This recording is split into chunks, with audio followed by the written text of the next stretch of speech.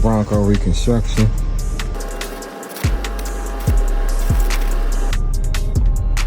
Alright, we're doing these brackets on this 2022 Ford Bronco. The frame got badly damaged.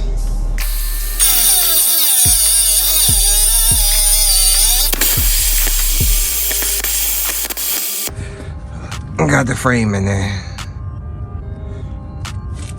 I still have to weld a couple parts of the frame.